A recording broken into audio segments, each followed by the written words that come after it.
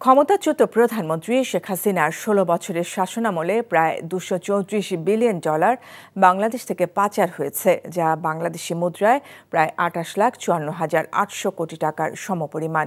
আওয়ামী লীগের টানা শাসনামলে দুর্নীতির কথা সবাই জানলেও গুম ও রহস্যজনক হত্যার ভয়ে কেউ মুখ খুলত না। বৃহস্পতিবার প্রচারিত লন্ডন ভিত্তিক দৈনিক ফাইন্যান্সিয়াল টাইমসের এক তথ্যচিত্রে উঠে এসেছে এসব তথ্য। আরও জানাচ্ছেন ফারুক হোসেন। শেখ হাসিনার শাসনামলে বাংলাদেশ থেকে দুর্নীতির মাধ্যমে উপার্জিত বিপুল পরিমাণ অর্থ পাচার করে শাসন ঘনিষ্ঠরা। এ নিয়ে এক তথ্যচিত্র বানিয়েছে লন্ডন ভিত্তিক দৈনিক ফিনান্সিয়াল টাইমস। নাম বাংলাদেশের হারানো বিলিয়ন, চোখের সামনেই চুরি। তথ্যচিত্রে বলা হয় ২০০৯ থেকে ২০২৩ সাল পর্যন্ত প্রতি বছর $১৬ বিলিয়ন পাচার হয়েছে বলে অন্তর্বর্তী সরকার প্রাক্কলন করেছে।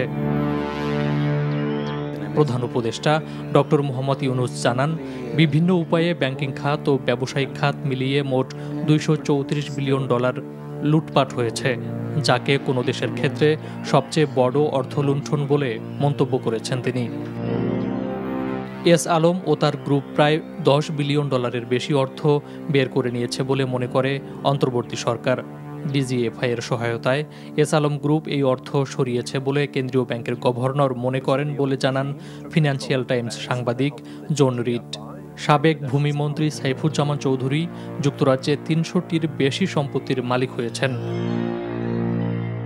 হাসিনা ঘনিষ্ঠ ব্যক্তিরা সামরিক গোয়েন্দা সংস্থা ডিজিএফআই এর সাহায্যে বিভিন্ন ব্যাংক নিয়ন্ত্রণে নেন।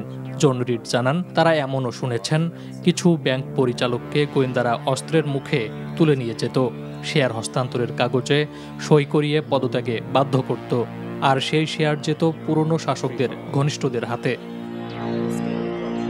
এসব দুর্নীতির কথা সবাই জানত, কিন্তু কিছু করার ক্ষমতা ছিল না কারো। আতঙ্কে ছিল অধিকাংশ মানুষ। ব্যাপক গুম, গুপ্ত কারাগারে আটকে রাখা, রহস্যজনক হত্যার ভয়ে চুপ করে থাকত সবাই। Faruk Hossain, NTV international desk.